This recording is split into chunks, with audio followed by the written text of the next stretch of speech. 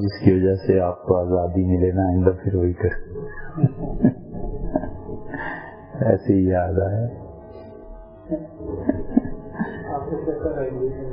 اللہ کا شکر، اللہ کا احسان. دو آدمیوں کے سفر پہ حسرت ہوتی ہے. ایک جو یہ ہے کہ حرمین شریفین جا رہا، بڑی تمنا ہوتی ہے، اور ایک انڈیا کا ویزا کسی کو نہیں. وجہ اس کی یہ ہے کہ انڈیا میں اس وقت بھی اتنے کتب خانے، اتنا علم ہے کہ کتابیں ہمارے یہاں ملتی ہی نہیں. ابھی مجھے قاری عبداللہ صاحب میرے بھی استاد ہے، اوپر بلایا تو انہیں کی خدمت میں تھا، تو اس فرمایا کہ فلاں مسئلہ ہے قرات کا، تو اس کا حل. تو ہم نے کہا فرمائیے. کہنے لگے کہ قاری صاحب تھے ایک 1912 میں انہوں نے ایک کتاب چھپوائی تھی، اس میں ہے یہ. میں نے اس کا حوالہ پڑھا، رموز القرآن کتاب کا نام. اب 1912 کی رموز القرآن وہ یقیناً انڈیا، کہنے کہ انڈیا میں ہے جانی ملتے. کون ہے انڈیا جائے اور کہاں سے کتاب دیکھے اور کون لائے؟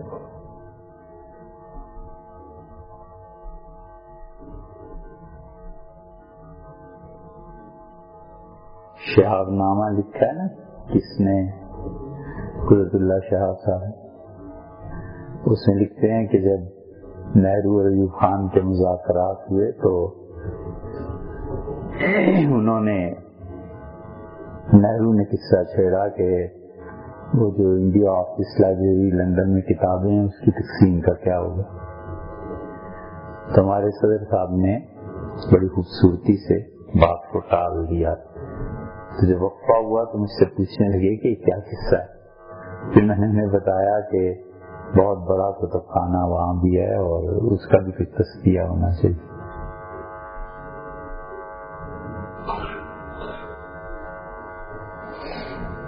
مدینہ اخبار ایک نکلتا تھا جی بجنور سے، اس کے کچھ شمارے ہمارے یہاں بھی. ہری پور میں ایک صاحب کا انتقال ہوا، ان کے جی بے شک کریں مجھے. تو ان کے ورثاء جو تھے انہوں نے مدینہ اخبار ان کے کسی ایک بیٹے نے بھیج دی. میں نے کہا جائز نہیں ہے ہمارے لیے رکھنا کیونکہ یہ وراثت ہے نا. کہنے اب کیا کریں، کس قیمت دیکھو. کہ قیمت دیکھی اس زمانے جب انہوں نے خریدا تھا، پھر اس کا حساب کیا کہ اس وقت سونا کس طرح تولا، تو اس حساب سے جتنے پیسے بنتے تھے ہم نے دے دیے. پھر اخبار بڑی نایاب ہے. تو امریکہ سے اسٹیٹ پتہ نہیں کہاں سے کس سے فون آیا کہ آپ کے ہاں اس سلسلے میں کوئی چیز ہے. تو ہم نے کہا ہے. کہنے لگے ہمیں اس کی فوٹو کاپی چاہیے. تو خیر وہ مختصر یہ کہ فوٹو کاپی پہنچ گئی. پوچھا کہ ضرورت کیا ہے. میں نے بتایا کہ ایک یہودی لڑکی مدینہ اخبار سے ڈاکٹریٹ کر رہی ہے.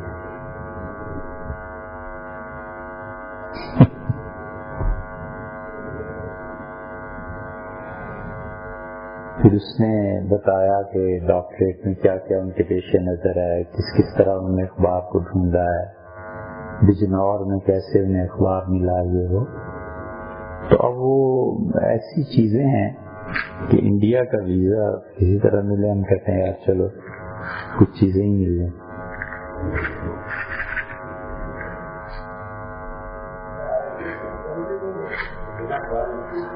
نہیں جی مدینہ اخبار کہاں ملتی. مدینہ اخبار بجنور سے تھا نا، مولوی صاحب نکالتے تھے، عبد الحمید صاحب یا مجید صاحب، جنہوں نے شیخ الہند رحمۃ اللہ علیہ کا پہلی مرتبہ ترجمہ چھپوایا تھا. پہلی مرتبہ حضرت رحمۃ اللہ کی بیٹیوں سے لے کے. اب کہاں، سب چیزیں ختم ہوئی.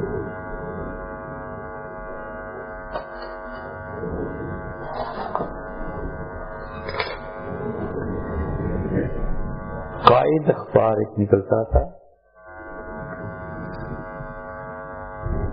مراد آباد سے، اس کی ہمیں تلاش، وہ نہیں ملتی۔ صاحب نے کہا کہ گجرانوالہ گئے اخبار کے لیے، تو وہ ایک صاحب ہیں، انہوں نے بڑے رسائل جمع کر رکھے ہیں، بہت ان کا شوق ہے، لیکن ملا نہیں ہے وہاں۔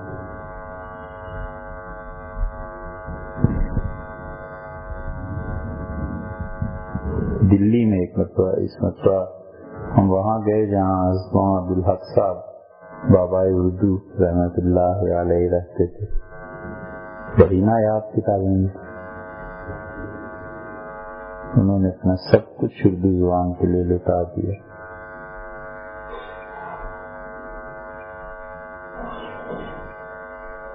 گڑگاواں میں ایک لائبریری تھی، ہم نے پوچھا گڑگاواں کتنا ہے، تو پتا چلا دلی سے 10 میل دور ہے۔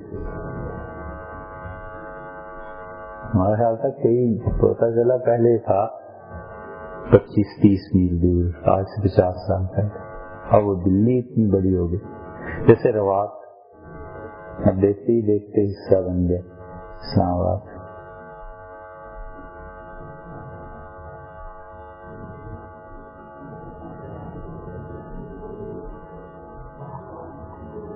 ریاست ٹونک سے بڑی اچھی اچھی کتابیں ہیں۔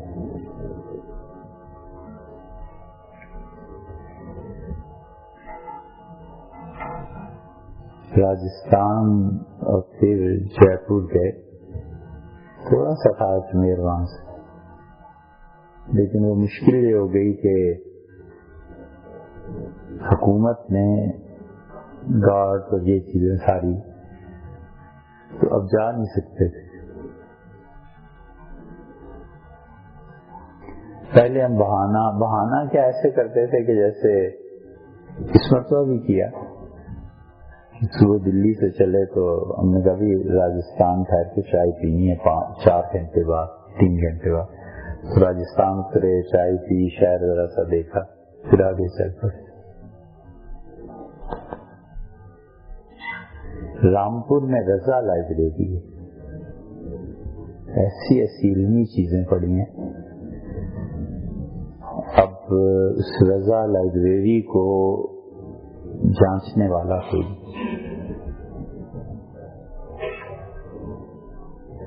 اکبر نے اپنے زمانے میں جو شاہی فرامین جاری کیے تھے وہ، اورنگزیب عالمگیر رحمت اللہ علیہ نے جو ہندو مراعات اور ہندوؤں کو جو مندروں کے لیے حکم نامے جاری کیے تھے وہ، اب ہندو نے سامنے نہیں لاتے، اگر لائیں تو پھر وہ الزامات جو ہم پہ لگے ہیں وہ جھوٹے ہیں نا، بہت بڑی بڑی چیز۔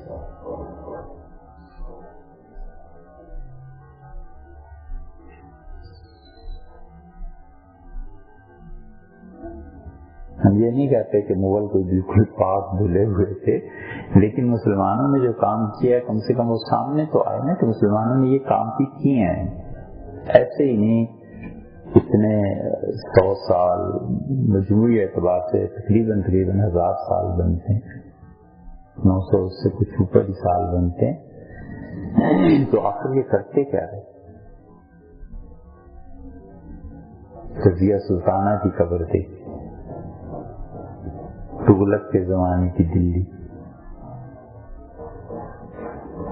اب یہ پوری روش ہے حکمرانوں کی وہاں کہ مسلمانوں کے جو آثار ہیں کوئی زیادہ کیئر نہ کرو، وقت کے ساتھ ساتھ خود ہی ختم ہو جائیں۔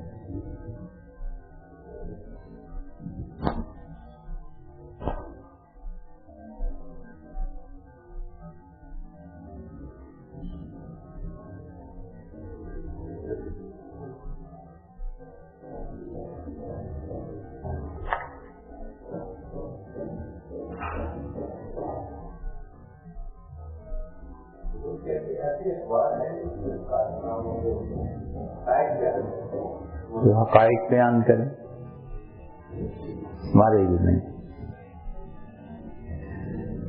اخبار حقیقت یہ ہے کہ پچھلے زمانے میں تو بہت پابندی سے پڑھتے تھے، لیکن جتنا شعوری طور پہ آگاہی ہوئی اور جتنے حالات پہ نظر گئی، اس سے اندازہ ہوا کہ سب جھوٹ ہی ہے۔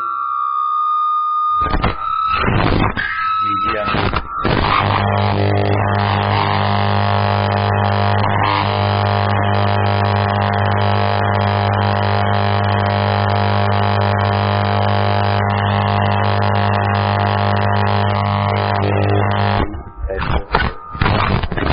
اوپر بیٹھے ہیں، کرسیاں ہیں، آپ ٹھیک رہے، خوش رہے۔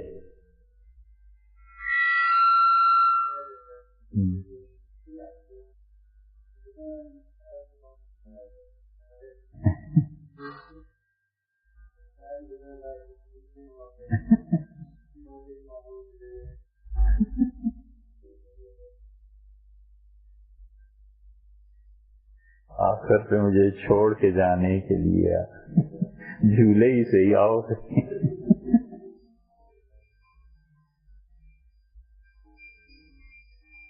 عمومی طور پہ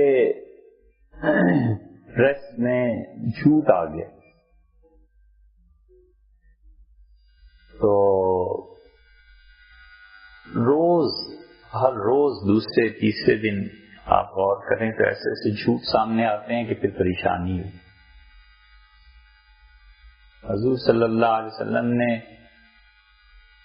جو باتیں ارشاد فرمائی ہیں اس میں عام طور پہ یہ کہا جاتا ہے، جو سکھایا بھی جاتا ہے کہ نظروں کی حفاظت کرو، غلط چیزیں نہ دیکھو، غیر محرم پہ نظر نہ پڑے، یہ وہ۔ تو حدیث میں یہ بھی آیا کہ آپ نے اپنے کانوں کو بچاؤ تکلیف دہ چیز سننے سے۔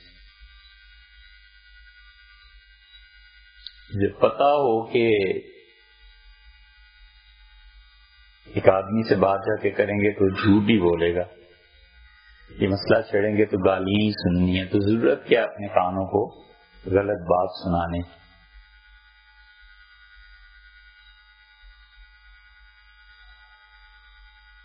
ہوتا یوں بھی ہے کہ آدمی بلا وجہ کوئی بات سن کے اپنے آپ کو ڈسٹرب کرتا ہے، کیا ضرورت ہے؟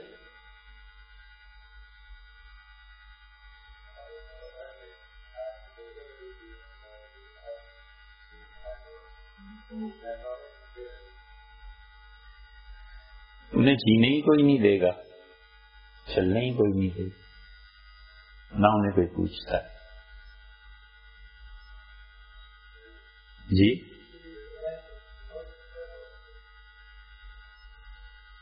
بہت جی ہاں، ظاہر ہے کہ ہونی تو چاہیے۔ ابھی آپ دیکھیں نا، وہ دھماکہ ہوا لاہور میں اور یوسف کا شناختی کارڈ تو کس بری طرح پریس نے چند گھنٹوں میں پورے ملک میں خبر چلا، ٹیم روانہ کر دی گئی اور یہ ہو گیا اور وہ ہو گیا اور یوسف پکڑا گیا، لاہور کے کسی مدرسے میں پڑھاتا رہا ہے، قاری ہے، پوری داستان بھی آ گئی، مدرسہ بھی۔ اب مدارس ایسے ہی بدنام ہوئے نا، اور 2 دن بعد ساری تردید اور ماں روئی کہ میرے بیٹے کی لاش تو واپس کر دو کم سے کم، کیا کرتے۔ اب وہ جو ان کی بدنامی ہوئی ہے اور مدتوں یہ خبر نہیں، وہ محلے والے نہیں بھولیں گے۔ اب ان میں کچھ ہوں گے جو کہیں گے جی الزام لگا، کچھ کہیں گے یار پیسہ دے کے انہوں نے بات ختم کر دی ہے، کچھ کہے گا، تو وہ تو عزت گئی نا۔ اور ظالموں جو تعزیت کے لیے آئے انہیں بھی پکڑ گئے اور ان کی عورتوں کو بھی لے جا رہے ہو، کیا اس پہ کوئی سزا نہیں؟ جس نے بھی آرڈر کیا ہوگا کہ رات کو جا کے ان کی عورتوں کو بھی کھانے میں لے آؤ، اس کو آرڈر کرنے والے کو کوئی نہیں پوچھے گا کہ تم نے اپنی اتھارٹی کا غلط استعمال کیوں کیا، یہ تو کوئی بھی نہیں پوچھے گا نا۔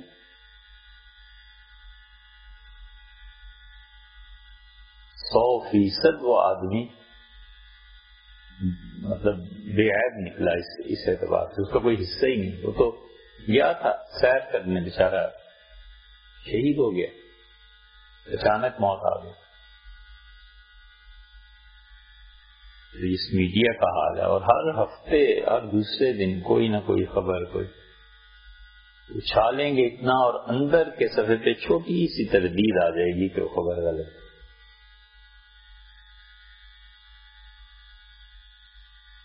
اب یہ چیزیں جب تاریخ کا حصہ بن جاتی ہیں تو پھر آئندہ آنے والی نسلیں تاریخ میں وہ دھندلا جاتی ہیں، وہ جو لکھتے ہیں وہ بھی کوئی سچائی پہ مبنی نہیں ہے۔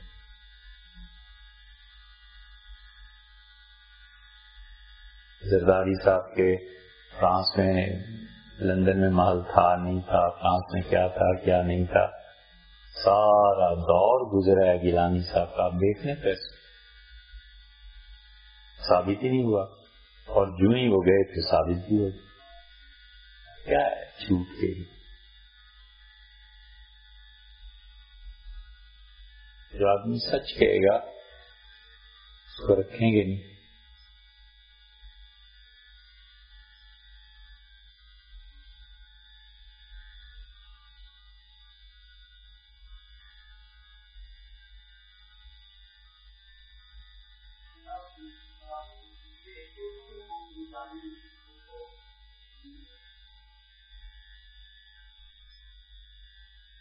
اردو میں کوئی ایسی چیز زیادہ نہیں، باعث ہے نا لوگ، اردو میں لکھے گا کوئی سنی تاریخ کو تو وہ کوشش کرے گا کہ اہل تشیع کے خلاف کچھ نہ کچھ عنصر شامل کرے، شیعہ لکھے گا تو وہ کوشش کرے گا کہ جو خلافت راشدہ میں باتیں ہیں اس کو کسی اور طرح لکھے۔ تاریخ تو مواد ہے نا، خام مال ہے، اس سے جو اٹھا لے اور جو چیز چاہے پیش کر دے۔ اب تاریخ میں ایسی ایسی چیزیں آتی ہیں کہ صدیوں بعد اس کی تردید ہوئی ہے، بہت ٹھوس طریقے سے ہوئی، شواہد کے ساتھ، بات غلط ہے، اس سے ہوئے ہی نہیں۔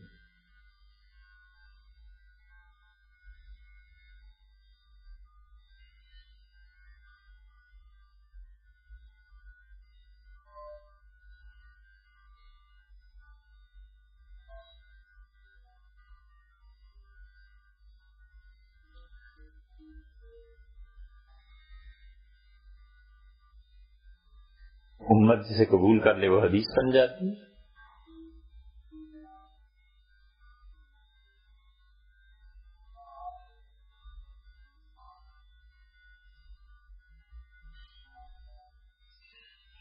نہیں یہ نہیں، پھر سنیے، یہ بات نہیں، ہم نے یہ کہا ہے کہ امت مجموعی اعتبار سے جب کسی چیز کو قبول کر لیتی ہے اور اس کی تردید کتاب و سنت سے نہیں ہوتی، اسے تلقی بالقبول کا درجہ حاصل ہو جاتا ہے، یہ کہا۔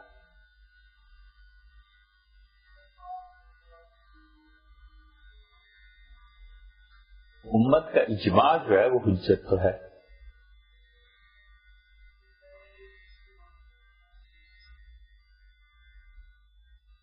احادیث کا جو مفاہیم ہوتے ہیں وہ اگر اس درجے میں کسی طرح سے ثابت ہو جائیں تو پھر اسے کہتے ہیں کہ مجموعی اعتبار سے حدیث میں یہ چیز آتی، لیکن یہ کہیں کہ حضور صلی اللہ علیہ وسلم نے فرمایا، یہ نہیں ہے۔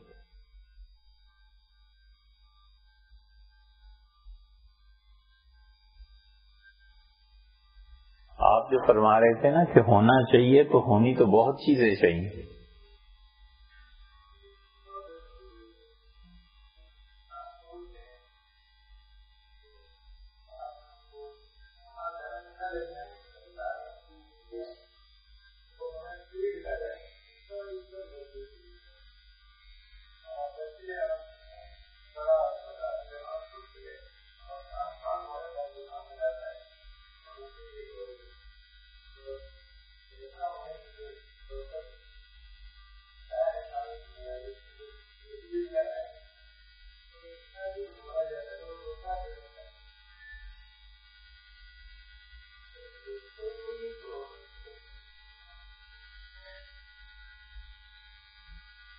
اسباب چاہیے نا اس کے لیے، اور اسباب جن لوگوں کے اختیار میں ہیں ان کو نہ خدا کا خوف ہے اور نہ اخلاقی تربیت۔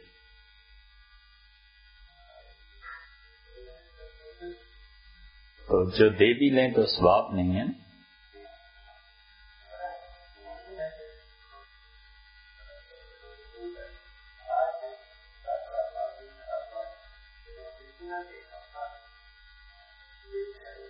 جی ہاں، خدا کرے۔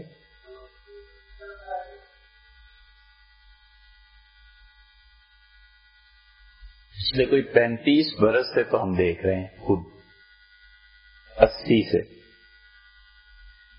84 میں یا 83 میں مرزائیوں کے خلاف ایک تحریک چلی، کلمہ طیبہ کا استعمال نہ کریں، یہ نہ کریں گے۔ جنیجو کا دور تھا، فیصلہ بھی ہو گیا، سب ہمارے آنکھوں دیکھی بات۔ مرزا طاہر جب یہاں سے گئے ہیں ربوہ سے، تو انہوں نے لندن جا کے اپنی کمیونٹی کے لوگوں کو اکٹھا کیا اور انہوں نے کہا کہ پاکستان سے نکالا ہے نا، کوئی بات نہیں میرے بچوں، ہم نے قادیانیت کا، احمدیت کا پیغام گھر گھر میں پہنچانا ہے۔ انہوں نے اپنا چینل قائم کیا، اور چینل جو ہے ان کا پچھلے 25 سال سے تو یقینی طور پہ کام کر رہا ہے، اور دنیا بھر میں دیکھا بھی جا رہا ہے۔ اس وقت لندن میں جو ختم نبوت کانفرنس اور یہ چیزیں ہوتی تھی، ہم بھی جاتے رہے، اس وقت بھی اہل خیر بڑے نیک لوگ یہ کہتے تھے کہ اپنا میڈیا،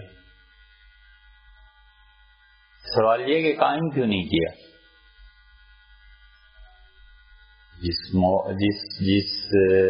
جس بھی مکتبہ فکر میں ہر آدمی بڑا ہوگا اور ان کا کوئی بڑا نہیں ہوگا تو پھر ہزاروں سال میں بھی اپنا کام نہیں کر سکتے۔ ہر آدمی بڑا ہے نا۔ سعدی رحمت اللہ نے کہا کہ ایک مسجد میں 10 درویش سو جاتے ہیں اور ایک ملک میں 2 بادشاہ نہیں چل سکتے۔ یہی چیز۔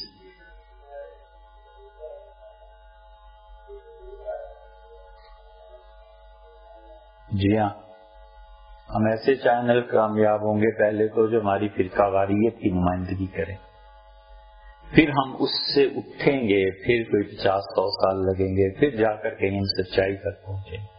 فی الحال تو ہمارے چینل قائم ہوں گے جو ہمارے پسندیدہ لوگوں کو ہر صورت صحیح ثابت کریں۔ ہمیں بھی اتنا شعور مجموعی اعتبار سے پیدا نہیں ہوا کہ ہم سچائی کی طرف دیکھیں۔ ہم میں ابھی تک جو شعور زیادہ سے زیادہ بہت مار لیا تو یہ ہے کہ اپنے فرقے کے جو بڑے لوگ ہیں نا وہ سب معصوم۔ اس لیے جتنے بھی مذہبی چینل ہیں آپ انہیں دیکھیں گے غور سے، تو سوائے اس کے کہ اپنے مسلک کی تبلیغ کرتے ہیں باقی کچھ نہیں۔ کوئی خاص دعوت ہے جس کی طرف بلانا چاہتے ہیں، وہ اس تعصب سے اٹھ جائیں اور یہ کہیں کہہ دیں کہ فلاں آدمی جس کا فلاں مسلک سے تعلق ہے اس آدمی کی خدمات قابل تحسین، کوئی سوال ہی نہیں۔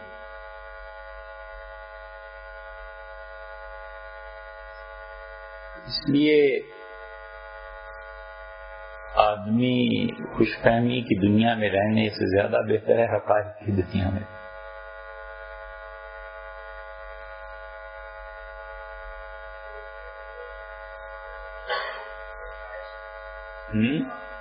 کیا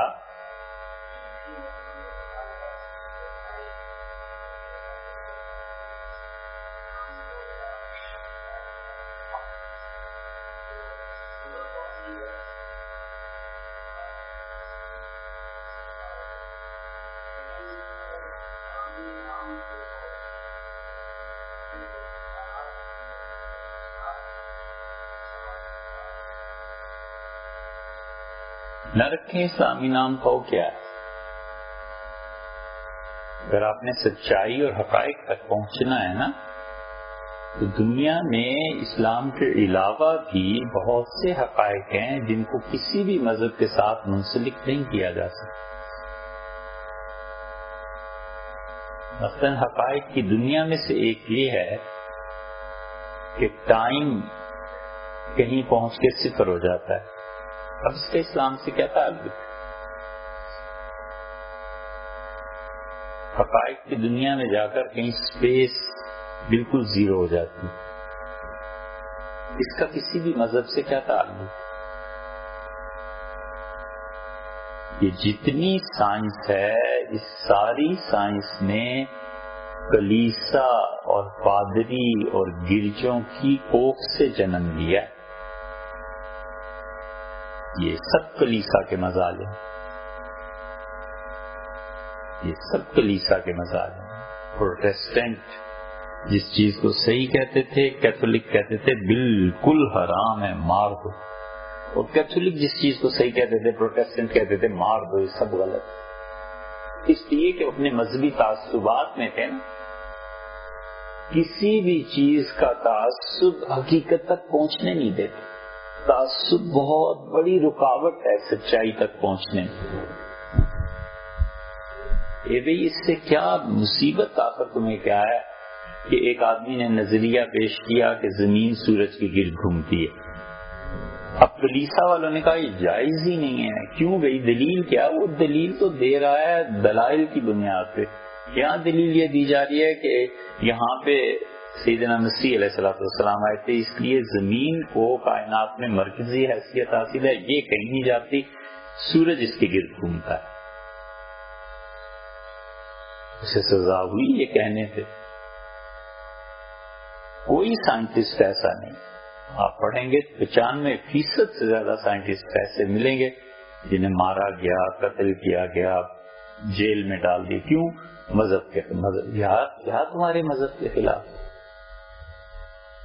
یہی حالت اب مسلمانوں کی ہے۔ اگر فرض کر لیجئے ایک مسلمان کوئی اچھا نظریہ پیش کرتا ہے معاشیات میں، اکانومکس میں، تو سب سے پہلے دیکھیں گے یہ فرقہ اس کا کون سا۔ اگر دیوبندی ہے تو بریلوی کہیں گے بالکل نہیں مانا، بریلوی ہیں تو دیوبندی کہیں گے بالکل نہیں مانا۔ یار تمہاری دیوبندیت اور بریلویت کے اس سے تعلق کیا ہے؟ وہ تو سود کا ایک مسئلہ حل کر رہا ہے، اکانومی کا ایک مسئلہ حل کر رہا ہے۔ شیعہ بالکل، وہ تو اور بھی آپ بتا دیں، خود محنت کر کے اس مقام تک پہنچنا نہیں، اور جو پہنچ گیا ہے اس کو گرانا ہے۔ یہ ساری سائنس جو ہے یہ کلیسا کے ظلم اور زیادتیوں کی وجہ سے، اور اس کا نتیجہ یہ نکلا کہ اگلی نسل نے کہا یار معاف رکھو ہمیں اس مذہب اور دین سے، اڑا دیے۔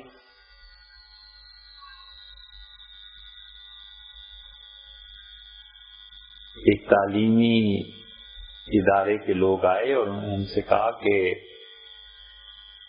ہمارا خیال یہ ہے کہ ہم اپنے بچوں کو عصر کی نماز پڑھائیں، اور عصر کی نماز کا وقت اتنے بجے ہے کہ ہم انہیں گراؤنڈ میں لے جائیں اور مغرب تک۔ تو ہم نے کہا پھر کیا ہوگا؟ جی مولوی صاحب بھی ساتھ ہیں۔ کہا جی عصر کی نماز کا وقت تو ہو ہی نہیں سکتا۔ میں نے کہا حضرت یہ جو کچھ کہہ رہے ہیں یہ تو ہو جاتا ہے ایسا۔ کہنے کے اہل حدیث پڑھتے ہیں اس پہ۔ میں نے کہا اہل حدیث ہی نہیں پڑھتے، آپ امام محمد، امام ابو یوسف، امام طحاوی رحمہ اللہ، سب کا فتویٰ یہ ہے کہ عصر کی نماز کا حقیقی وقت وہ ہے جو آج اہل حدیث کا ہے۔ امام ابو حنیفہ رحمۃ اللہ علیہ چونکہ زیادہ محتاط تھے اس لیے تاکید فرماتے تھے کہ احتیاط کا تقاضا ہے، کیونکہ یہ بھی حدیث نہیں آیا تو 3 بجے بھی پڑھنی ہے اور 4:30 بجے بھی پڑھنی ہے، تو 4:30 پڑھ لو، دونوں حدیثوں پہ عمل ہو جائے گا۔ 3 بجے پڑھو گے تو ایک حدیث آ جائے گی، ماں اتنی سی بات، باقی اس میں ہے کیا؟ تو چپ رہے، پھر کہنے لگے یہ کہیں دکھا سکتے ہیں۔ اب یہ اتنا آسان مسئلہ ہے فقہ کا کہ کسی بھی کتاب میں دیکھ لیتے۔ وہ تعصب ہے کہ اہل حدیث کا، اور یار حنفیوں کا مسئلہ ہی نہیں، مسئلہ سیدھا سادہ ہمارے سب کے نزدیک ہے یہ نماز کا وقت شروع ہو جاتا ہے. اب وہ سارا ادارہ کرا ہوا اتنے عرصے تک محض مولوی صاحب کی جہالت سے. جاہل تھے نا، خود پڑھ لکھ کے بات کرتے ہیں. تو یہ تمام تعصبات ہیں، اسی سے جنم لیا ہے سائنس نے. اب امریکنز نے ایک نظریہ پیش کیا ہے تو سائنس کا لیکن ہے بڑی زبردست چیز. ایل شیپ میں وہ دو قائم کرتے ہیں اور پھر وہ اس کو اسپیس اور ٹائم. یہ جو نرگس ہیں، جو خاتون ہیں، وہ اپنی ڈیوٹی پہ تھی تو انہوں نے یہ لکھا ہے کہ 20 سال سے دنیا میں باہر سے کوئی روشنی نہیں آئی تھی. 20 سال میں یہ واقعہ پیش آیا تو اپنی ڈیوٹی پہ تھی، انہوں نے اسے کیچ کر لیا اور وہ دے دی. اب باہر سے جو روشنی آتی ہے اس کائنات کے بھی کسی حصے سے، اب ایک سیارہ دے 5 ارب سال لائٹ ایئرز لگ جائیں وہاں تک پہنچنے. اب وہ ایسے ستارے جن کی روشنی تک نہیں پہنچتی اور وہ خود ہی مر جاتے ہیں، ختم ہو جاتے ہیں. یہ ساری اب سائنس کی. اس کا مذہب کیا ہے؟ کچھ بھی نہیں. مذہب کا اس سے کیا تعلق ہے یار؟ روشنی آتی ہے تو اب وہ روشنی کوئی یہودی، عیسائی، مسلمان ہے، بندی، شیعہ، سنی تھوڑی، وہ تو ایک روشنی ہے، لائٹ ہے، آ رہی ہے. تو اس لیے دنیا میں اسلام کے علاوہ بھی حقائق ہیں. اب ایک بچہ دنیا میں آتا ہے تو وہ بعد کی بات ہے، یہودی، عیسائی. اب بچے کے وجود کا تو انکار نہیں نہ کیا جا سکتا. تو ہم ذہنی طور پہ بند ہیں، نکلنا نہیں چاہتے کیونکہ شعور اور آگاہی بڑی آفت ہے. شعور جب آتا ہے نا، یہ شعور کا غرور آدمی کو تباہ بھی کر دیتا ہے، اور بگرنا آگاہی بہت بڑی چیز. اصل مسئلہ اور ہے مولوی صاحب، اصل مسئلہ یہ ہے کہ امام مسلم کتاب الایمان میں لائے ہیں یہ بات. سیدنا عمر رضی اللہ عنہ بیٹھے ہوئے تھے امیر المومنین، اور انہوں نے کہا کہ تم لوگوں میں سے کسی نے حضور صلی اللہ علیہ وسلم سے آزمائشوں کے بارے میں سنا ہے؟ لوگوں نے کہا جی امیر المومنین، ہم نے آزمائشوں کے بارے میں سنا ہے. آدمی کی پیسہ آزمائش ہوتا ہے، اولاد. فرمایا نہیں، میں اس کے بارے میں نہیں پوچھتا. اس میں کمی کوتاہی اولاد کے حقوق میں، پیسے کے غلط استعمال میں، یہ تو آدمی کا نماز روزے سے معاف کراتا ہے. میں پوچھتا ہوں وہ آزمائشیں جو سمندر کی موجوں کی طرح اٹھیں گی. لوگوں نے کہا ہم نے نہیں سنا کچھ. حذیفہ رضی اللہ عنہ نے کہا میں نے سنا ہے. تو ان کا للہ ابو، تمہارا باپ جیتا رہے. عربوں کے محاورے ہیں نا، ہمارے ہاں بھی محاورے ہیں. ان کا تم وہ بتاؤ. انہوں نے کہا حضور صلی اللہ علیہ وسلم نے فرمایا کہ میری امت پہ فتنے، آزمائشیں آئیں گی، عودن کل حسیر، جیسے چٹائی بنی جاتی ہے تیلیوں سے. ایک جگہ ہے عودن، جیسے ایک تیلی لگا کے چٹائی بننے والا، جلا کپڑا بننے والا ایک دھاگے سے بنتا ہے. فرمایا ایسے آئیں. ایک جگہ یہی لفظ ہے اوزن، اللہ کی پناہ مانگتا ہوں، اللہ کی پناہ مانگتا ہوں، ایسے کتنے آئیں. پھر حذیفہ رضی اللہ عنہ نے کہا کہ حضور صلی اللہ علیہ وسلم فرماتے تھے کہ ان فتنوں کو جو دل قبول کر لے گا وہ ایک نقطہ ہوگا جو لگے گا. اور وہ نقطہ پھیلتا چلا جائے گا، اور یا تو وہ نقطہ جو قبول نہیں کرے گا وہ تاریک دل کی سفیدی ہے، اور پھر وہ اتنا سچائی کو قبول کرتا چلا جائے گا کہ سارا دل اس کا نور سے بھر جائے گا، اور ما دامت السماوات والارض، آسمان اور زمین جب تک یعنی ہمیشہ ہمیشہ کے لیے وہ حفاظت میں اللہ کی پناہ میں چلا جائے گا، وہ فتنوں سے متاثر نہیں ہوگا۔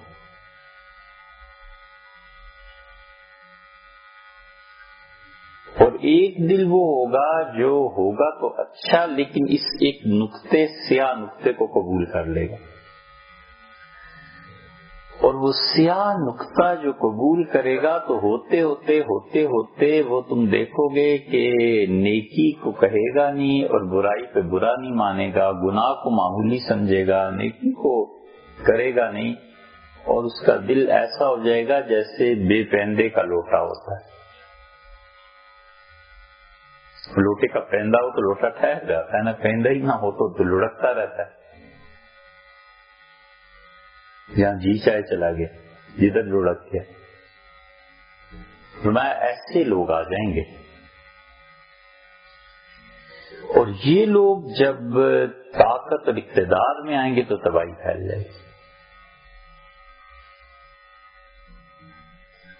یہ جو لوگ ہیں نا،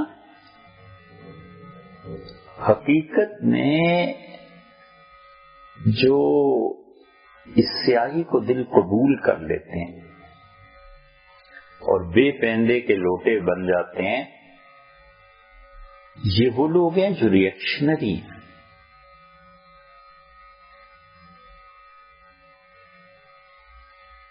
اور انسان کی تباہی کے لیے بس اتنا کافی ہے کہ وہ ریئیکشنری مزاج کا ہو جائے، اس نے تھپڑ مارا اس نے بھی تھپڑ دے مارا، اس نے گالی دی اس نے بھی گالی دے دی، اس نے کہا برا ہے اس نے کہا تم بھی برے ہو، تمہارا خاندان ہے تمہارا خاندان اس سے بڑھ گیا۔ یہ ریئیکشنری مزاج فرد کو بھی اور قوم کو بھی دونوں کو تباہ کر دیتا ہے۔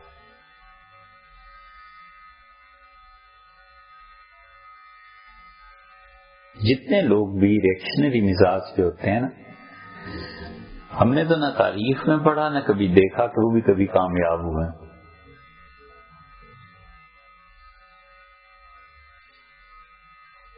ریئیکشنری مزاج میں مثلاً کسی نے نیکی کی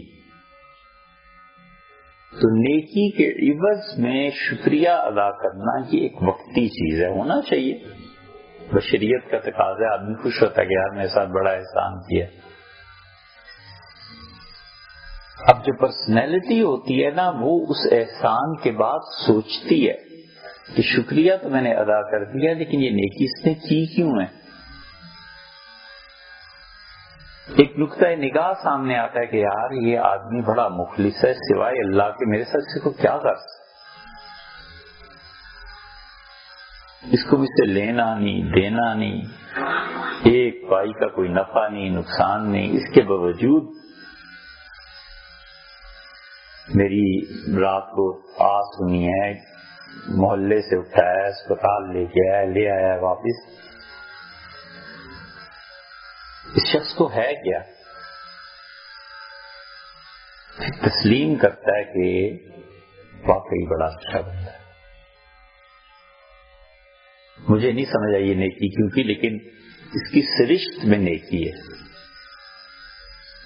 ایک یہ ہے کہ وہ سوچتا ہے اچھے سے نیکی کی ہے، اس کا مطلب یہ ہے کہ یہ چاہتا ہے کہ میرے پیسے پہ قبضہ کر لے، یہ نیکی کی ہے اس لیے کہ اس کا خیال ہے کہ اس کے گھر ایک رشتہ ہے مجھے دے دے گا۔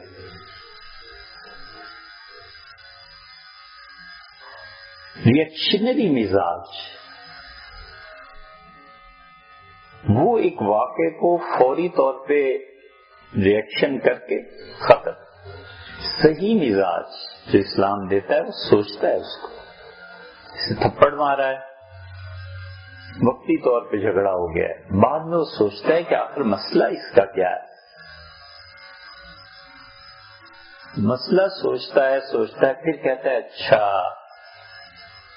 اصل یہ ہے کہ آدمی ٹھیک ہے، اس پہ غصہ غالب آ گیا تھا وقتی طور پہ، اگر میں بھی ایسے ہی کروں گا تو یہ مزید بگاڑ ہوگا، معاف کر دینا چاہیے، یہ خود کسی دن معافی مانگنے آ جائے۔ آدمی سوچتا ہے کہ تھپڑ جو مارا ہے نا اس نے، یہ مزاج کی بات نہیں ہے، اس کو پڑ گئی یہ عادت ظلم کی۔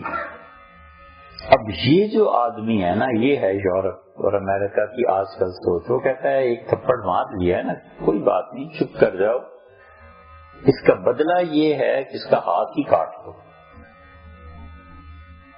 آج تھپڑ سہ لی ہے، بالکل ٹھیک ہے، ہاتھ کاٹ دیں گے۔ شہاب الدین غوری ہار گئے تھے نا پہلا حملہ ہندوستان کا، وہ خاموشی سے واپس چلا گیا ہار کے۔ اس نے وہاں جا کر سارے لوگ بلا لیے کہ جنگ میں ہوا کیا تھا، کس کس کی کوتاہی تھی، غلطی تھی۔ اسے کہا بالکل ٹھیک ہے، ابھی ہندوؤں کو کچھ نہیں کہنا، ابھی دیکھتے ہیں۔ سال 2 سال بعد جب وہ آیا نا تو ایسے ہاتھ کاٹے اس نے کہ پھر ہندو اٹھ ہی نہیں سکتے۔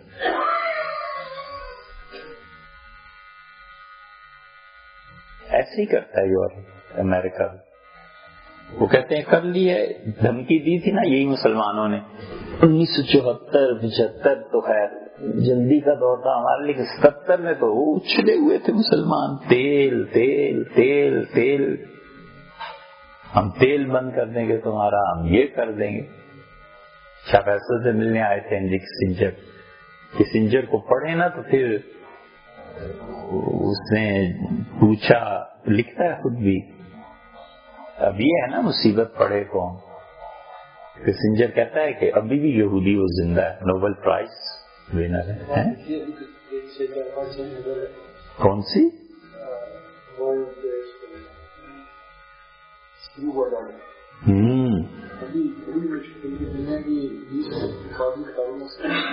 اچھا، ہماری نالائکی ہم نہیں پڑھ سکتے۔ اچھا، میں اصل میں اس کی بھی آئی ہے نا اسٹیفن کی سوانح، اسٹیفن نے بھی لکھا ہے، ہم اس کو پڑھ رہے تھے۔ اچھا، اس کو منگائیں، پڑھیں گے انشاءاللہ۔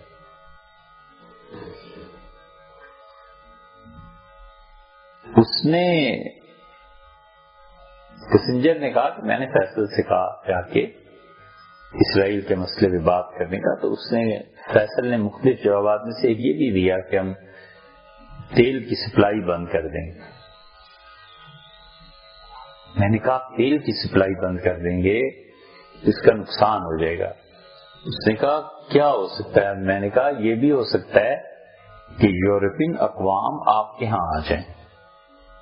تو اس نے کہا اگر کبھی ایسے ہوا تو ہم تیل کے کنووں کو آگ لگا دیں گے، اور پیچھے ایک تصویر لگی ہوئی تھی، ایک عرب کھجور کے درخت کے نیچے بیٹھا ہوا ہے، کنواں ہے، اور یہاں اس طرح جا بیٹھیں گے۔ یہ بات ہے 75 کی، 40 سال پہلے کی، اور تیل کی سپلائی ہو گئی بند، یورپ کو بند ہوئی تھی نا۔ وزیر اعظم نے آ کے اعلان کیا ٹی وی پہ، اس نے کہا کہ تیل نہیں مل رہا، میں قوم سے اپیل کرتا ہوں کہ ہمارے ساتھ تعاون کرے۔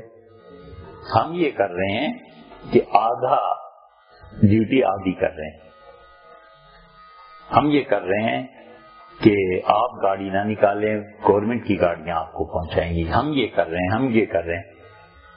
کیا مجال ہے جو یورپ میں کوئی گاڑی نکلی ہو، جس کا جتنا پیٹرول تھا بس وہیں گاڑی گئی، 4 میل 6 میل پیدل جاتے تھے ڈیوٹی پہ، آ کے گزار لیا نا وقت تنگی کا، اکٹھا روتا تیل کی دھمکی دے دے۔ آج دیکھیں کیا حال ہے، جڑی اکھیڑ دی اگلوں نے۔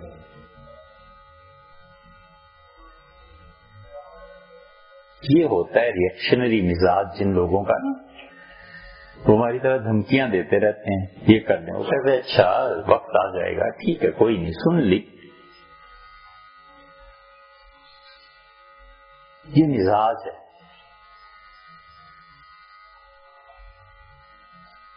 شیعوں کا قتل عام کر دیا، تحریکیں چلیں، سب کچھ کیا، آج ضروری نہیں آپ اس بات کو مانیں، آپ اس سے یہ دین کی کوئی مسئلہ تھوڑی آپ کی اپنی ہوتی، لیکن آج پوری دنیا کی طاقتیں شیعہ کی بیک پہ کھڑی. اب کرو نا، آپ کے ہمسائے ملک میں اب قول میڈیا کے راک ایجنٹ ہے، یہ ہے وہ ہے، آپ کی ہمت ہے کہ آپ ایران سے کچھ کہہ سکیں؟ پتہ ہے نا کہ مفادات ہمارے کہاں کہاں پہ، اس بیان سے کہاں کہاں زد پڑے گی جا کے، اسی لیے وزیر داخلہ نے کل کہا.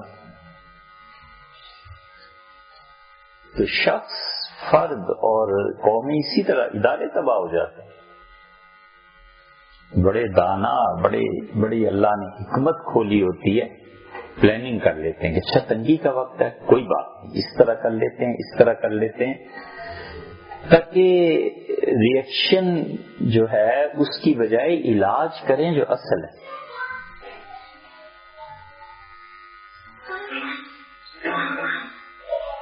اب بھی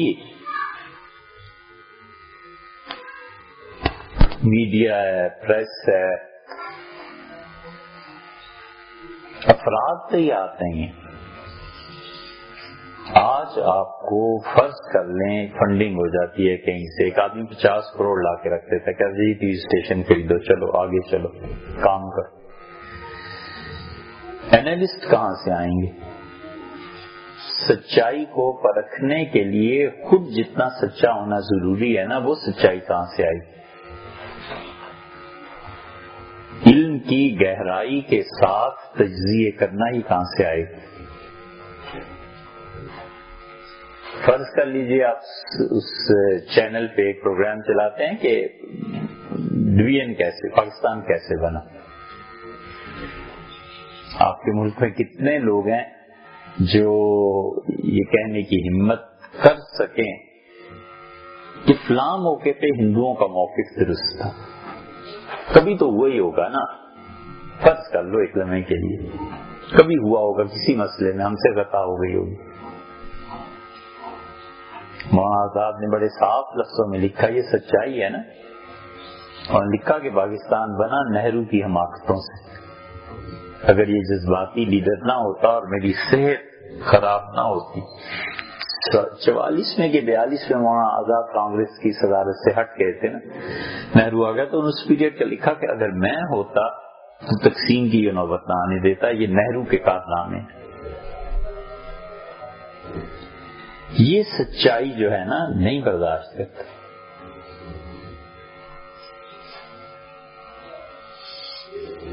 کوئی نہیں برداشت کرتا. علمی حقائق جو ہیں جب ہم پڑھتے ہیں، جب ہم ڈوبتے ہیں علم میں جا کے، تو وہ دنیا اور نکل آتی ہے.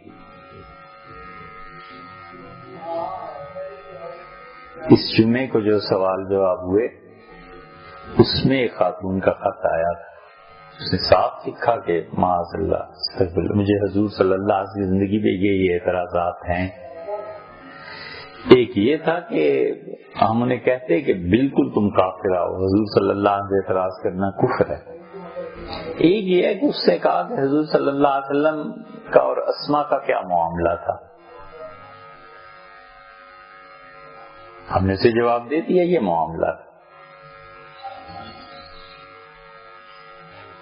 جتنے مستشرق ہیں ان کا الزام یہ ہے حضور صلی اللہ علیہ وسلم سے کہ وہ تنہائی میں غیر عورتوں پہ جبر کرتے تھے. اور جبر کی یہ مثال بخاری میں آئی ہے بنت الجون کے متعلق. اب اس پہ ریئیکشن یہ ہے کہ ہم کہیں کافر ہو گئی، یہ ہو گیا وہ ہو گیا. تو ہم نے کہا بیٹی ایسی بات نہیں ہے، بات ہم نے اپنی طرف سے واضح کر دی کہ یہ چیز تھی اصل. کیونکہ ریئیکشنری مزاج میں اگر ہم سے کہیں کہ تم کافرہ ہوگی، مرتدہ اور واجب القتل ہو اور یہ ہے اور وہ ہے، مسئلہ تو وہیں رہا نا، مسئلہ حل نہیں ہوتا.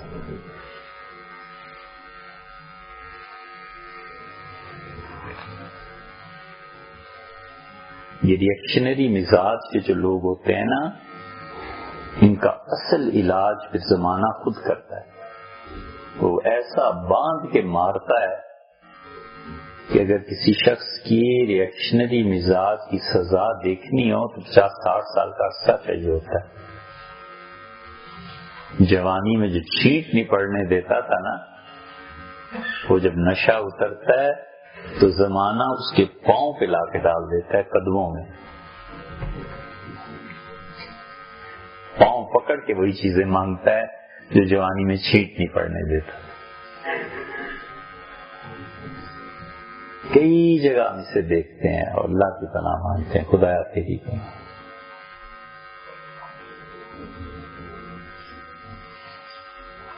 جس سیاستدانوں میں دیکھیں نا جو دھتکارتے ہیں تو 10 سال بعد اسی کے پاؤں پکڑ لیتے ہیں آ کے. یہ ہوتا رہتا ہے تماشا ہر جگہ. افراد کہاں؟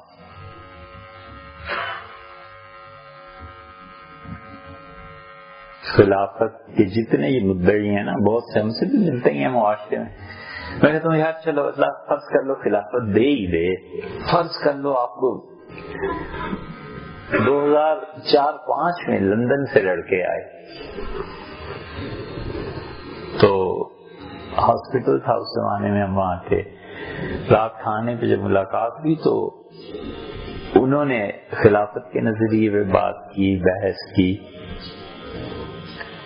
کہنے لگے کہ خلاصہ اس کا یہ تھا کہ فلاں سن میں یہ ہو جائے گا اور فلاں میں یہ ہو جائے گا اور جتنے تان ہیں آپس میں مل جائیں گے اور بڑی گریٹ مرکزی خلافت قائم ہوگی. قازقستان ہے اور پتہ نہیں کون سا تان ہے اور پاکستان ہے اور یہ ہے اور وہ ہے. اور فرض کر لیجیے یہ سب ہو بھی گیا، پتہ نہیں 2009 بتایا کہ کیا اس وقت تک یہ ہو جائے گا اور یہ. فرض کر لیجیے حضور مل گئی خلافت آپ کو، پوری امت میں مجموعی اعتبار سے مجھے 50 آدمیوں کے نام گنوائیں جو آپ کی اکانومی کو سنبھال لیں. 10 آدمیوں کے نام گنوائیں خالی.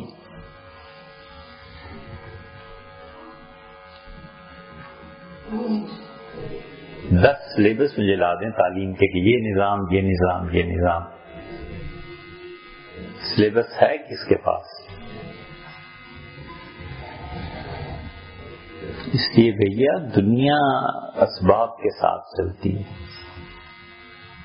اما وینفع الناس فیمکث، جو لوگوں کو نفع دے گا ہم اسے قائم رکھیں گے.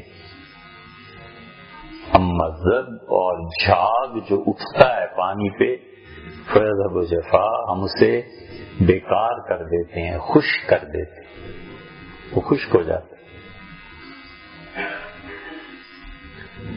اس لیے پلاننگ کرنا،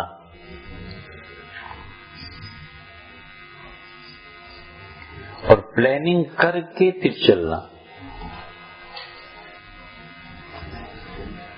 بڑی گہری حکمت، بڑا ٹھنڈا مزاج، اللہ کی بہت بڑی نعمتوں میں سے ایک ٹھنڈا مزاج. کسی چھوٹے کو ڈانٹ دیا، کس سے ناراض ہو گئے، وہ ایک الگ بات ہوتی ہے. وہ ہوتا ہے انسانی مزاج ہے، بعض اوقات کمزوری، بعض اوقات ضرورت بھی پیش آتی. باپ بچے کو ڈانٹ دیتا ہے وقتی طور پہ، لیکن بچے کے لیے جو پلاننگ کرتا ہے نا کہ میرے بیٹے نے یہ کرنا ہے یہ کرنا ہے یہ کرنا ہے، وہ ایک ٹھنڈے مزاج کا متقاضی ہے. وہ ٹھنڈا مزاج ہوتا ہے نا، باپ کو سوچتا رہتا ہے کہ بچے کو ان لائنز پہ چلانا ہے. وہ بڑا ٹھنڈا مزاج چاہتا ہے. اگر اس موقع پہ یہ سوچ رہے گا کہ ہے نالائق، اسے تو گھر سے ہی نکال دینا، تو بس نکال.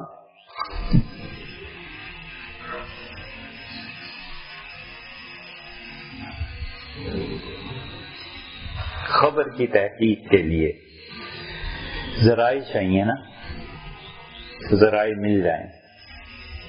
خبر کو دیکھنے والے کا اپنا مزاج پازیٹیو ہے کہ نیگیٹو ہے؟ خبر ایک ہی ہے، کس پہلو سے رپورٹنگ کر رہا ہے یہ اس کا مسئلہ ہے. اس رپورٹنگ کے اثرات جا کے معاشرے پہ کیا مرتب ہوں گے اس کی بات. معاشرے کا جائزہ لیں اس میں جو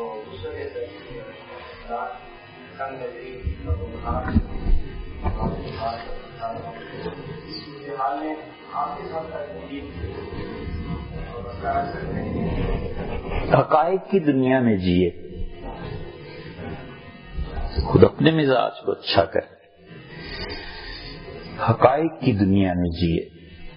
حقائق سے نکل کے سوچنا جو ہے نا یہ خام خواہی ہے۔ حقائق کی دنیا یہ ہے کہ بیٹی کی شادی پہ 1 لاکھ خرچ کیے جا سکتے ہیں بس۔ اب ماں سوچتی ہے کہ کسی طرح 5 لاکھ خرچ کرو تو 4 لاکھ اگر قرضہ لے لیا نا تو زندگی کے لیے ڈوب گئی، بس ختم ہو گیا مسئلہ۔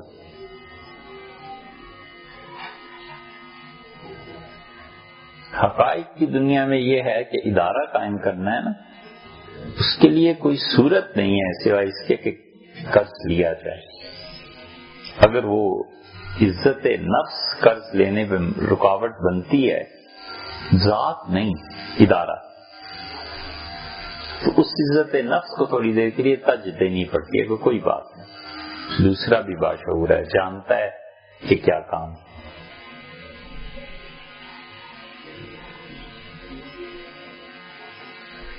ٹھنڈا مزاج، وسعت ظرفی تو اس وقت پتہ چلتا ہے جب اپنے دشمن کی غلطی کی توجیح کرنی پڑ جائے،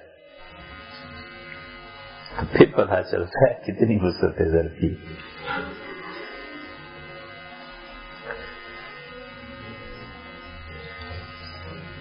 افراد نہیں ہے۔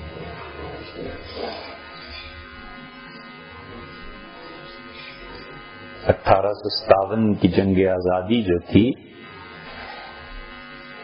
اس میں ایک مرتبہ میں ایسے ہی خبر سوار ہوا کہ دیکھیں انگریزوں نے پھانسی کس کس کو دی۔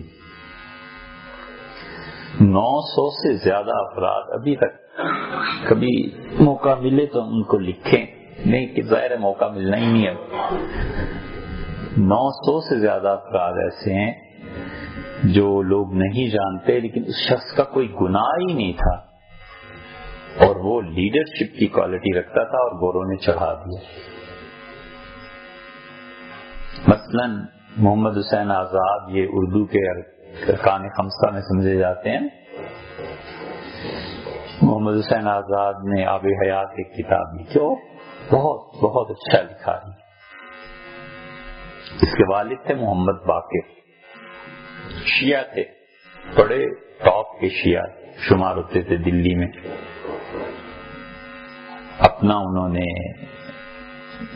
امام باڑہ تعمیر کروایا، مجلس بہت اچھی پڑھتے تھے، اردو کا پہلا غالباً اخبار انہوں نے نکالا، بڑی صلاحیتوں کے آدمی تھے۔ انگریزوں نے بغیر کسی تأمل کے پکڑا اور ان کے گھر کے سامنے جو درخت تھا اسی پہ لٹکا دیا، جان چکے۔ محمد حسین اور وہ ایسا گھرانہ تھا سادات کا، مسلک اپنی جگہ پہ ان کا شیعہ تھے، ٹھیک ہے، کہ ان کے گھرانے کی خواتین سورج کی کرنیں نہ پڑی ہوں، اور اللہ نے بڑا پیسہ دیا تھا، راتوں رات سب کچھ چھوڑ کے بھاگے اور جنگلوں میں، اور ان کی خواتین 2-3 میل نہیں چل سکی، ٹھیک ہے، پاؤں میں آبلے پڑ گئے، کبھی کہیں جو نہیں تھی، کبھی دیکھا ہی نہیں تھا یہ۔ گوروں نے ایسے ایسے لوگ چڑھا دیے پھانسیوں کا اور توپ دم کر دیا، بس کچھ نہیں، توپ سے باندھو اور چلا دو، ٹکڑے ٹکڑے ہو، لاش نہیں ملی۔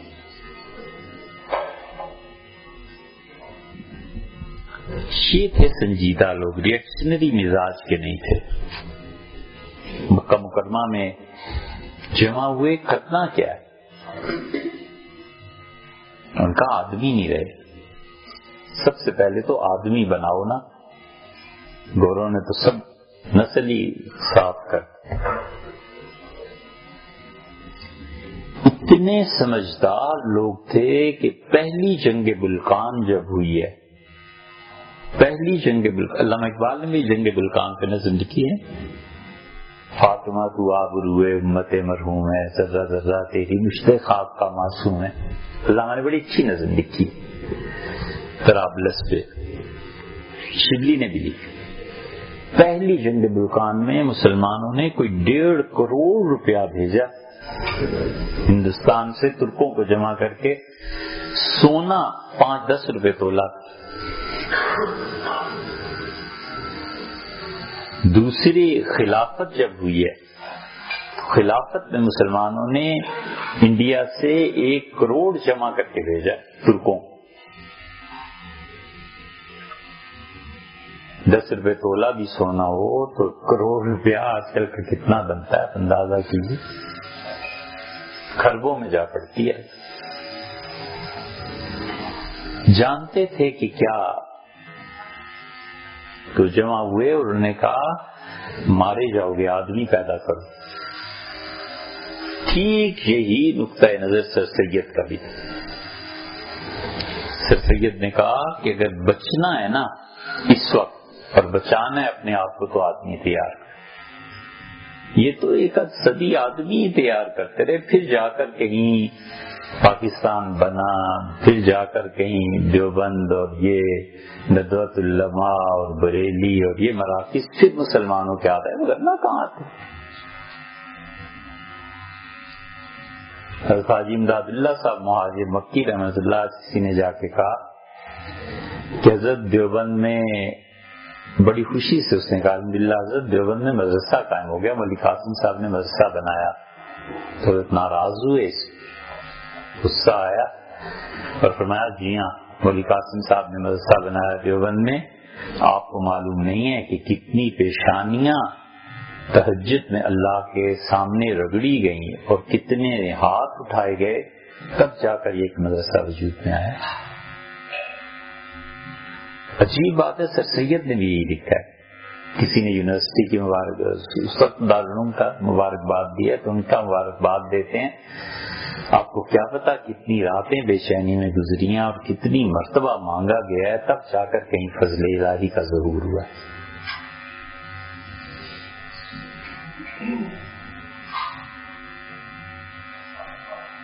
تو جو ادارے افراد کو بناتے تھے نا، ادارے نہیں تھے. آپ کبھی اس حقیقت پہ غور کیجیے گا کہ انور شاہ صاحب رحمۃ اللہ علیہ دیوبند میں آخری آدمی تھے جنہوں نے انسان بنائے. ان کے شاگرد آپ دیکھیں، ایک ایک شاگرد اپنی جگہ پہ ادارہ ہے. مویسر بن نوری، بنوری ٹاؤن کراچی بنا گئے. مفتی محمد شفیع، یہ دارالعلوم کراچی ان کا، یہ بھی حضرت کے شاگرد. مفتی محمد حسن جامعہ اشرفیہ، یہ بھی انور شاہ صاحب کے شاگرد. محمد منظور نعمانی، اتنی کتابیں، اتنا لٹریچر، فرقان رسالہ، انور شاہ صاحب کے شاگرد. مفتی عتیق الرحمان، تقسیم، آزادی، یہ وہ سب میں حصہ لینے کے. برہان جیسے رسالے کے ایڈیٹر سید احمد اکبر آبادی. اتنے افراد انہوں نے بنائے رحمہ اللہ کہ ہر شاگرد اپنی جگہ پہ اکیڈمی. حضرت رحمت اللہ کا انتقال ہوا 1933 میں. 30 میں حضرت نے پڑھانا چھوڑ دیا تھا بس. پھر وہ غالباً فالج ہو گیا تھا، پھر دیوبند آئے، پھر اپنے گھر پہ رہے. 30 کے بعد اب 70 80 85 سال ہو گئے. 85 سال میں بتائیں جو بڑی شخصیات اٹھی. حضرت مدنی رحمۃ اللہ علیہ تھے، انہوں نے حضرت کی جگہ دیوبند کو سنبھالا، لیکن ظاہر ہے کہ وہ پرانے لوگوں میں سے تھے. تقسیم ہو گئی، 10 سال اس کے بعد حضرت رہے. سیاست میں حضرت رحمۃ اللہ کا بڑا مقام، اپنی جگہ ان کے نظریات. آدمی کتنے پیدا ہوئے پچھلے 35-40 سال میں؟ کتنے آدمی ہمارے مدارس میں؟ کتنے آدمی؟ ہم نے اپنا ساری نسل جوان، اس کا خون جہاد میں بہا دیا. اچھا ہے برا ہم اس کو نہیں کہتے، وہ الگ بات ہے، بحث ہی الگ. افراد کتنے ہیں؟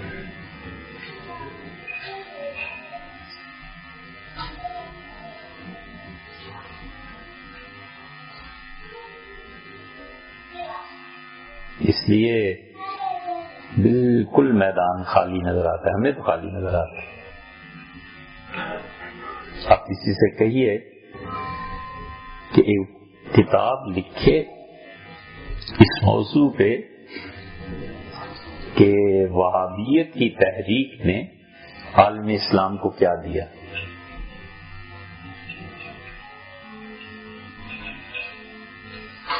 کوئی ایک آدمی مجھے لا دیں جو اس تجزیے کو کر سکے.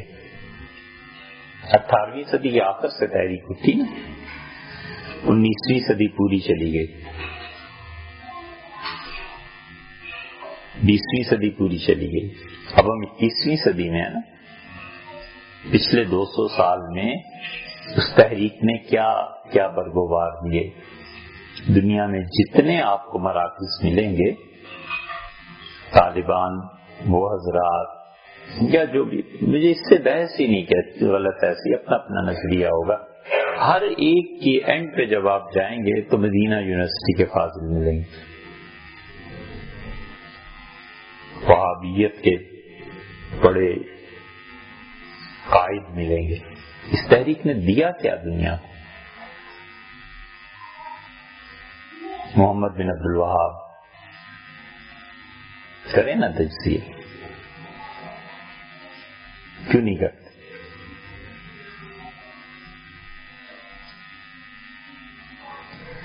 اکا دکا کئی لوگ ہیں، اور جو ہیں وہ ایک آدمی کو 100 آدمیوں کا کام کرنا پڑتا ہے، وہ کرے کیا؟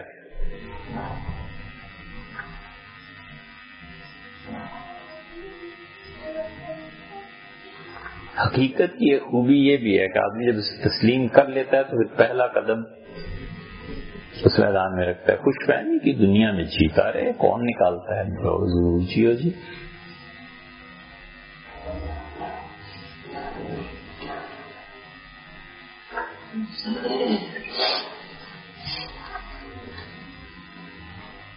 ہم بہت چھوٹے تھے، ایک جلسے میں ایک ساتھ تقریر کر رہے تھے، کسی وجہ سے کتابیں خریدنے گئے تھے تو کتب خانہ انہوں نے کہا جی وہ بند ہے تو نماز پڑھ کے آئیں گے. تو ہم نے کہا اوپر مسجد میں جا بیٹھتے ہیں. مسجد میں بیٹھے تو ایک صاحب نے تقریر کی کہ اس ملک میں اگر اسلامی نظام نہیں لائے گا بھٹو تو یہ کر دیں گے، وہ کر دیں گے. بھٹو، ہاں بھٹو. ہم بڑے سہمے. ایک پاس کوئی بزرگ تھے، ان سے ہم نے پوچھا کہ کیا ہوگا اگر نہ اسلامی نظام کا؟ کچھ بھی نہیں ہوگا. ہم نے کہا یہ جو کہہ رہے تھے، انہوں نے کہا مولوی صاحب، ان کا بیٹا سنتے جاؤ، یہ مولوی صاحبان کی باتیں ہیں، ساری عمر ہماری ہو گئی، کوئی کچھ نہیں ہوتا، آپ بے فکر رہیے. یہ کاغذ پاس کیجیے، ہو گیا. کہتے آپ پڑھیے، جا کے کتاب لیجیے نیچے جا. انہوں نے بڑی اچھی نصیحت. اب تو بیچارے انتقال کر گئے. ان کا بیٹا کتاب پڑھو، ہوتا ہوتا کچھ نہیں. یہاں بھٹو نے کیا اسلام نہ لایا تو کیا ہو؟ کبھی بھی یہی ہے. یہ جب عید کا چاند ہوتا ہے نا تو بہت سی مساجد میں ایسے ہوتا ہے، کل عید ہے نہیں ہے، او جی ہم نہیں پڑھیں گے، نہیں پڑھنے دیں گے. اب کہتے رہو یار، کس نے سننی، کس نے کرنا.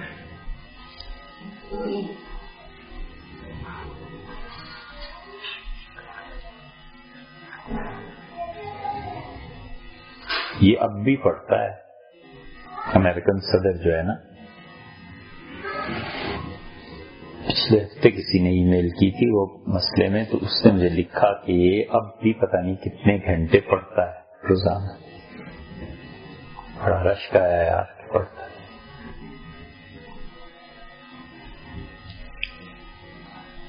ایک جمعے کی تقریر کے لیے ہمارے ہاں کوئی پڑھ لے نا، اب تک یہ ماحول باقی ہے ہمارے ہاں کہ جمعے میں لوگ سننے آتے ہیں. اگر کوئی واقعی اچھا بولنے والا، اچھی بات بولنا بھی کیا، اچھی بات کرنے والا ہو، اب تک یہ مجمع باقی ہیں. اب تک معاشرے کو کنٹرول کیا جا سکتا ہے اس سے. لیکن شہر کے کتنے خطیب ہیں جو باقاعدہ یہ پڑھتے ہیں کہ لوگ آئیں گے اور ان کو اس مرتبہ یہ میسج دینا ہے. یہ اس لیے نہیں ہے کہ اس کی ذات ہے، اس لیے کہ اللہ پوچھے گا قیامت. خدا کا خوف چاہیے نا. باپ جو کھانا نہ کھلائے اپنی اولاد کو، محنت نہ کرے، تو اللہ پوچھے گا نا کہ بچے تیرے بھوکے تھے، محنت کیوں نہیں کی، کھلایا کیوں نہیں. بالکل اسی طرح خطیب سے بھی پوچھے گا کہ لوگ جو تھے وہ چاہتے تھے میری طرف آئیں، تمہیں میں نے مقرر کیا تھا کہ لوگوں کو میری طرف لانا ہے، تم نے کیا کیا. ہفتے بعد وہ لوگ کھانے ہی آئے نا. ہر مرتبہ اگر لوگ نئی بات نہ سیکھیں تو پانی تو گندا ہو جائے گا. تازہ پانی بڑا ضروری ہے. یہ ہمارے بچے ڈاکٹرز، ان کو آپ دیکھیں، جو مارکیٹ میں نئی دوائی آتی ہے، ابھی ہیڈ آف ڈپارٹمنٹ ہے نا اپنے یہاں، تو دیکھیں انہوں نے آج مجھے ایک نئی کتاب بتائی کہ یہ آئی ہوئی ہے، پڑھو. تو اس کا مطلب ہے اپنے فیلڈ میں ان ٹچ ہے نا. ہم اسے کمال سمجھتے ہیں اس لیے کہ اندھیرا بہت ہے تو ایک جگنو چمک رہا ہے، وگرنہ در حقیقت یہ اپنے اپنے فرائض ہیں. اب یہاں ایک آدمی مہینے پہ تنخواہ دے دے، دوسرا کہتا ہے شکریہ، لیکن جو مہذب معاشرے ہیں وہ کوئی شکریہ ادا نہیں کرتا. کہتا ہے یار سارا مہینہ کام کیا، تو احسان تھوڑے ہی کر رہے، تو مجھے پیسے دے.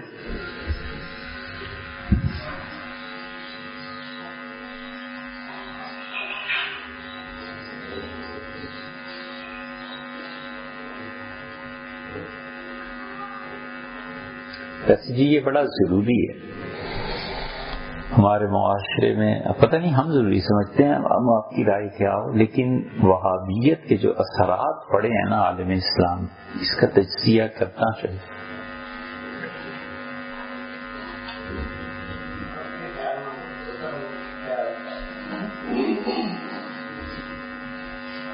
کچھ نہیں، یہ سارے ایسے لوگ ہیں نہیں جن کو بتایا جا سکے. ذہنی سطح اتنی نہیں ہے.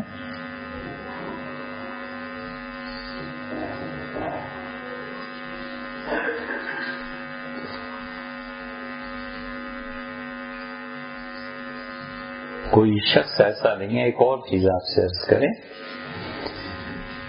جو اس کا تجزیہ کرے کہ عالم اسلام سے کیا کیا ادارے نکل گئے اور اداروں کے مر جانے کی وجہ سے امت میں کیا فرق پڑا.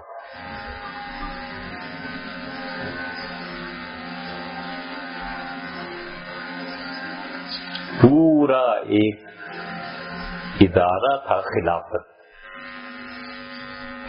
اس کے ختم ہو جانے سے امت پہ فرق کیا پڑا.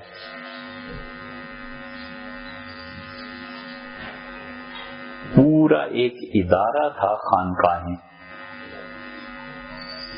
ان خانقاہوں کے اداروں کے نکل جانے کی وجہ سے فرق کیا پڑا. اس کے تبادلے میں خانقاہوں کی کون سی جماعتیں پیدا ہوں،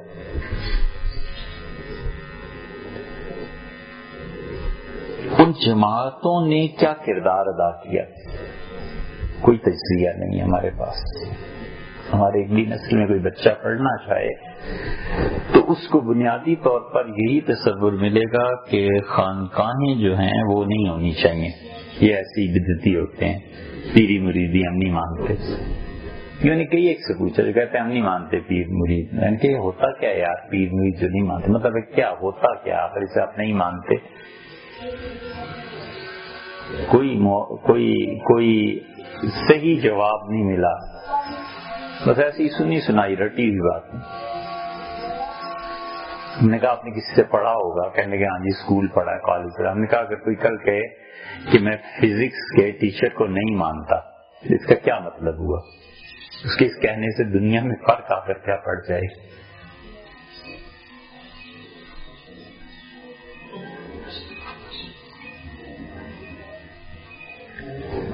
تو اس کے جہانگیر نے لکھا ہے کہ میں نے ایک پرندے کو دیکھا، وہ اپنے پاؤں گھونسلے میں آسمان کی طرف. تو میں نے لوگوں سے پوچھا، اس جہانگیر کو بڑا شوق تھا، جانوروں کا، پرندوں کا، ان چیزوں کا بہت.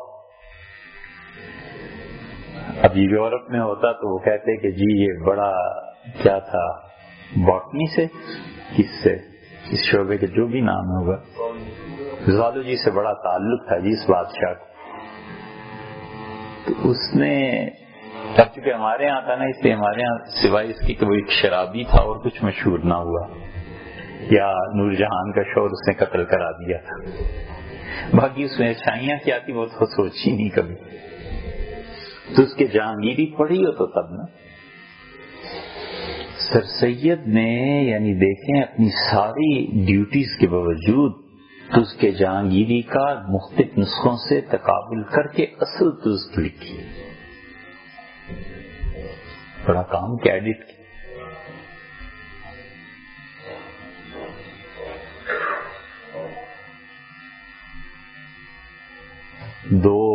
ایک دو جمعہ پہلے سر سید کے انتقال 27 مارچ کو، ایسے ہی 17 مارچ کو 2 جمعہ پہلے ہم نے لوگوں سے کہا، میں گیا اس کے لیے 20 سال ثواب کرنا، وہ بھی گناہگار تھا، کافر نہیں تھا، کچھ اس کو بھی بخشو. یقین مانے بعد میں لوگ ہنستے تھے کہ سر سید. میں نے کہا صرف دلی میں حضرت نظام الدین اولیاء رحمۃ اللہ علیہ ہیں جن کے لیے اصال ثواب کرو. حضرت تو بخشائے تھے، اس گناہگار کو بھی یاد کرو یار. 100 سال پورے ہو جائیں گے اب 17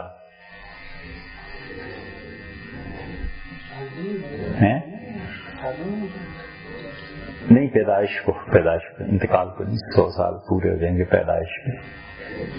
ہاں 200 سال علی گڑھ والے منا رہے ہیں ان کی سالگرہ، ان کے جنم پہ.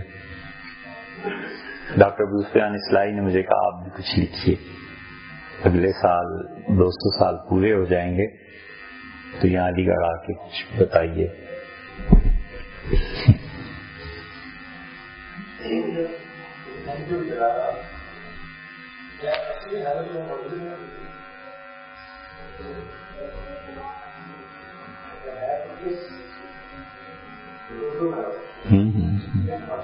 بات کرتے ہیں اس پہ. بات کیا کہا رہا تھا؟ ہاں تو اس کے جہانگیری، وہ پرندہ جہانگیر نے کہا کہ میں نے اسے دیکھا تو لوگوں سے پوچھا یہ کیا ہے، تو انہوں نے کہا یہ اپنے طور پہ جب اندھیرا ہوتا ہے تو یہ سمجھتا ہے کہ آسمان گر جائے گا تو پاؤں اوپر کر دیتا ہے کہ آسمان کو تھامے.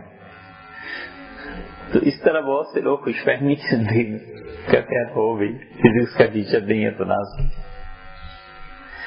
تو اسی طرح اگر تجزیہ کرے نا کوئی کہ خانقاہیں کرتی کیا رہی امت میں 1000 سال، یہ ادارہ جو نکل گیا بیچ میں سے تو پھر ہوا کیا. ہم نے اس پہ جب غور کیا تو میں اندازہ ہوا کہ امت میں پچھلے تقریباً 1000 سال میں یہ آخری زمانہ 200 سال چھوڑ دیں یا 100 سال چھوڑ دیں، کوئی شخص ایسا نہیں تھا جس نے کوئی بڑا کام کیا ہو اور اس کا تعلق کہیں نہ کہیں سے نہ ہو. ایکسیپشنز نہیں ملی ہمیں. جتنے یہ بڑے لوگ تھے، حافظ ابن حجر ہیں، امام نووی ہیں، فلاں ہے فلاں، جتنے بڑے لوگ کسی نہ کسی خانقاہ سے جڑے ہوئے، کہیں نہ کہیں سے تربیت ہوئی، کہیں نہ کہیں سے جوتے سیدھے کی یا کہیں نہ کہیں سے جوتے کھائے، تربیت ہوئی. اور پھر خانقاہ نے بتایا کہ بیٹے یہ کام کریے وغیرہ. حتیٰ کہ ترکی کے آخری جو خلیفہ تھے ان کا خط میں نے پڑھا، اپنے شیخ کو لکھا ہے 1917 میں انڈیا آفس لائبریری میں لکھا ہے، حضرت میں آخری دیوار ہوں یہودیوں اور عربوں کے درمیان، اور اگر میں گر جاتا ہوں تو یہودی اپنی بستیاں اپنی بستیاں عربوں کے درمیان میں آباد کر لیں گے، آپ میرے لیے دعا مانگیں. اور بندہ خلافت ہٹی اور اسرائیل کا وجود.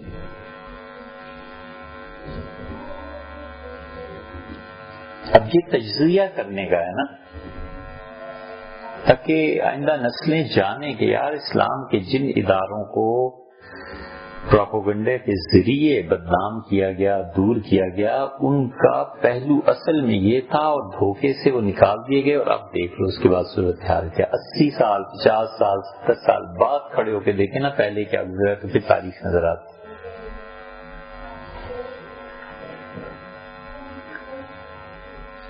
نہج البلاغہ جو ہے نا جی، یہ سیدنا علی رضی اللہ عنہ کی کتاب نہیں ہے، یہ خطبات کا مجموعہ ہے جو بعد میں 5ویں صدی میں جمع کیا گیا. امیر المومنین رضی اللہ عنہ کے مختلف خطبات جمع کیے گئے، اور جمع جنہوں نے کیے وہ بہت بڑے ادیب تھے. یہ 2 بھائی تھے، ان کے استاد نے لکھا ہے کہ میں نے خواب میں دیکھا یہ رضی بہت بڑے نافی ہیں، امام تھا اپنے زمانے کا، تھے شیعہ، لیکن اہل تشیع جو تھے اللہ کی توحید اور فلسفہ، صدیوں ان 2 چیزوں میں امامت ان کے پاس رہی. خدا کی توحید میں بڑے سخت تھے. یہ تو متاخرین میں آ کے پھر یہ چیزیں پیدا ہوئی ہیں، وگرنہ اللہ کی توحید میں بڑے پکے لوگ. 1980 میں ایک کانفرنس ہوئی تھی ملتان میں، شیعہ نے کرائی تھی. اس میں انہوں نے مختلف لوگوں کو بلایا کہ آؤ اللہ کی توحید بیان کرو. اہل العدل یہ کہلاتے تھے شیعہ اصل میں، اور یہ پیدا ہوئے معتزلہ سے، زیادہ ان میں جو عقیدے آئے. اسی وجہ سے اللہ تعالیٰ کی صفات کو اس کی ذات کا حصہ سمجھتے ہیں. اگرچہ اہل سنت کا زیادہ موقف یہ نہیں، لیکن ہمارے صوفیہ، شیعہ، یہ سب اس معاملے میں ایک. تو ہم بھی کہتے ہیں کوئی آدمی اگر صفات باری تعالیٰ کو ذاتی کا حصہ سمجھتا ہے تو اہل سنت سے خارج نہیں ہوتا، کیونکہ اگر یہ کہیں گے خارج ہو جائے گا تو پیچھے پوری لائن لگی ہوئی ہے ہمارے ائمہ کی. ان کے استاد کہتے تھے کہ میں نے خواب میں دیکھا صاحبزادی صاحبہ آئیں اور ان کے دونوں بیٹے سیدنا حسن اور حسین رضی اللہ عنہ ان کے دونوں ہاتھوں کی انگلیاں پکڑ کے ماں کے ساتھ چل رہے ہیں.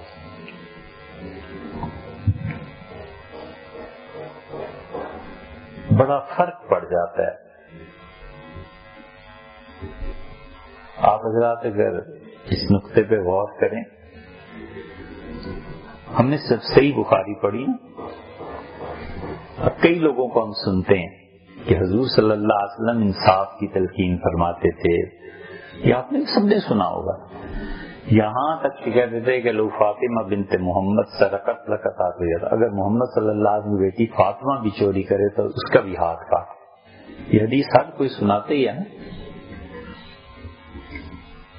ہمارے اساتذہ جو تھے صحیح بخاری میں جب یہ روایت پہ پہنچے تو انہوں نے اس کے کہا ترجمہ کرو. تو لڑکوں نے یہی ترجمہ کیا، ہم سب کہا یہ ترجمہ نہیں ہے. ترجمہ یہ ہے کہ اگر فلاں کی بیٹی بھی چوری کرے تو اس کے ہاتھ کاٹ دیجیے. فلاں کی بیٹی فلاں بھی چوری، فلانا بھی چوری کرے. تو نے پوچھا حضرت فرق کیا؟ فرمایا توبہ توبہ، بڑوں کا کوئی نام لیتے ہیں. ادب کا تقاضا یہ ہے، کسی کے ماں باپ کو کوئی بچہ گالی دے تو آ کے تھوڑے ہی ماں کو یہ کہتا ہے کہ یہ گالی دی تھی، کہتا ہے برا بھلا کہہ رہا تھا. تو اس لیے یہ ترجمہ نہیں کرنا چاہیے کہ محمد صلی اللہ علیہ وسلم بیٹی فاطمہ چوری کرے، بڑی دیر ہے.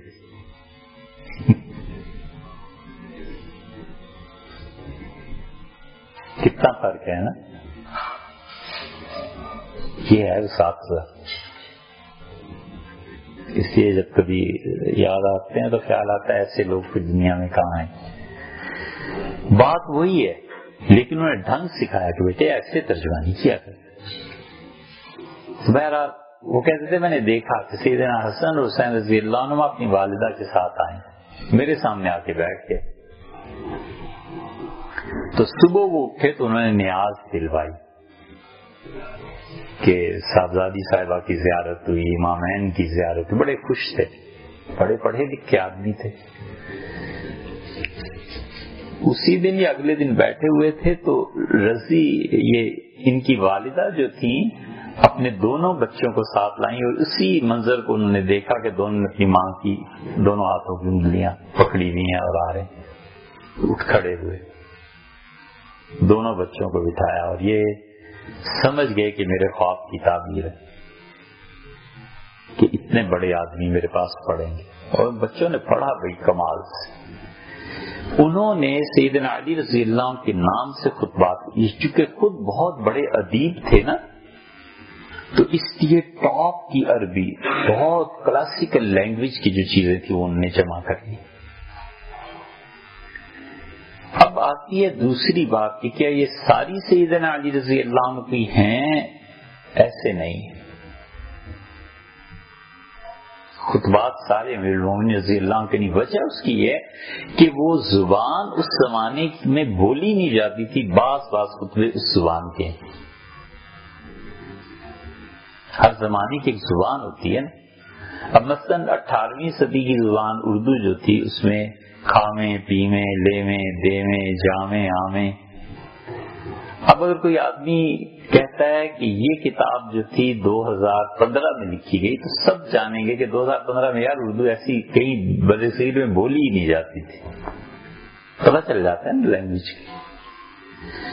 اس لیے سارے خطبات امیر المومنین رضی اللہ عنہ کے نہیں ہیں. کچھ ہیں، کچھ الحاقات ہیں جو انہوں نے اپنی کلاسیکل لینگویج، اپنی معیار کی لینگویج رکھنے کے لیے بڑھائے.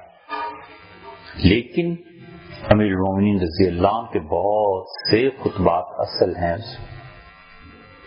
کیونکہ اس کی پہ جو شروع اہل سنہ نے لکھی ہیں. نہج البلاغہ کی شروع جو ہیں اہل تشیع نے تو لکھنی ہی لکھنی تھی کیونکہ ان کا تعلق تھا نا امیر المومنین رضی اللہ عنہ سے. ہمارے یہاں بھی لکھی، مفتی محمد عبدو مصر کے انہوں نے لکھی ہے بڑی اچھی شرح سے نہج البلاغہ. ہیں عربی.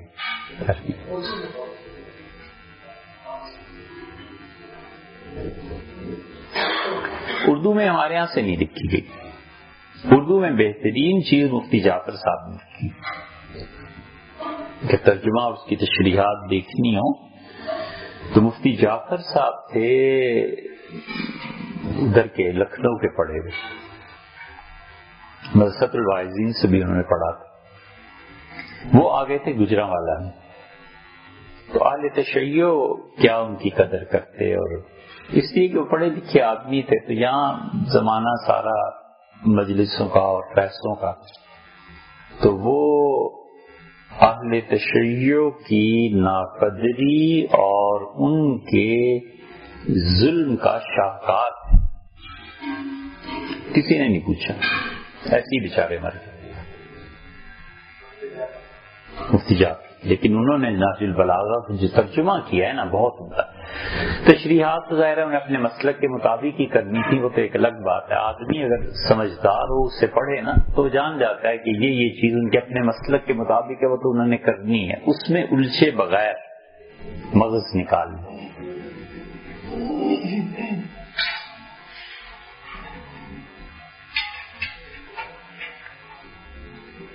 نہج البلاغہ کے مقابلے میں ایک چیز ہے، یہ کام کسی نے کیا نہیں، لیکن کوئی آدمی کبھی ام المومنین حضرت عائشہ رضی اللہ عنہا کی چیزیں جمع کرے، کمال کی چیز.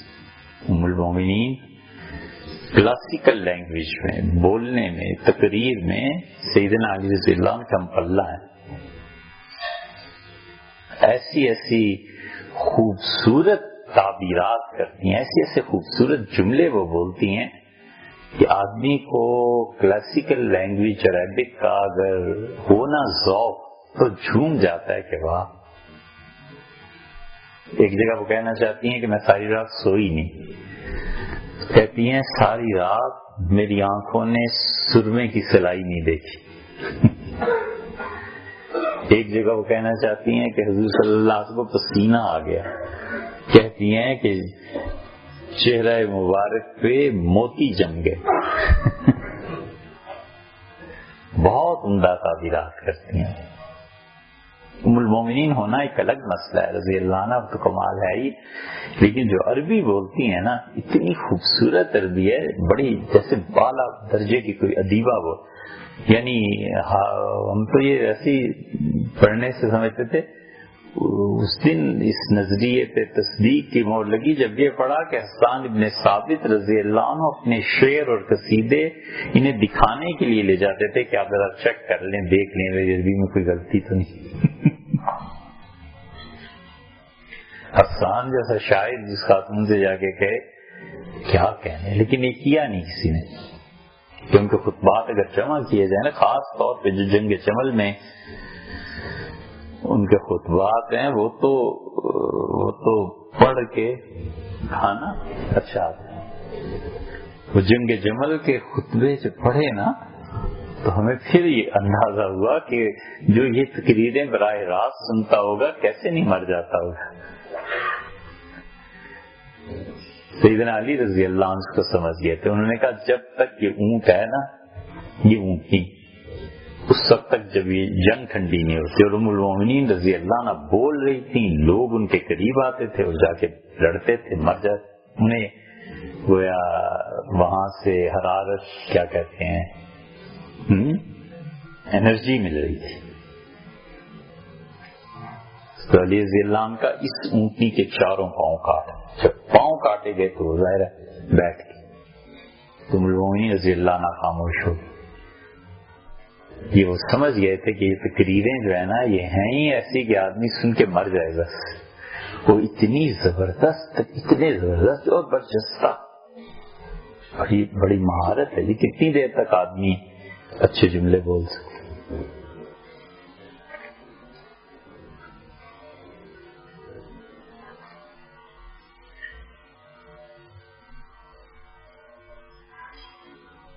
انشاء کہتا ہے اب عمر کی نقدی ختم ہوئی، اب ہم کو ادھار کی حاجت ہے، کوئی جو ساہوکار ملے.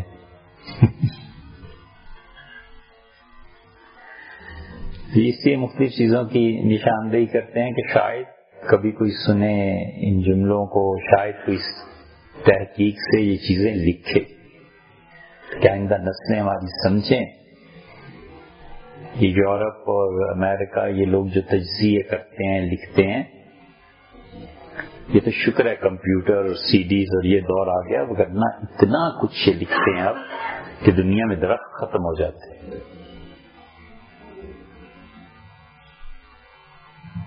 کسی وجہ سے ہارورڈ یونیورسٹی کے پچھلے سال کے سائنس کے مقالات دیکھنے تھے. کیا ہارورڈ یونیورسٹی کے اسٹینڈرڈ کے 15,000 مقالے.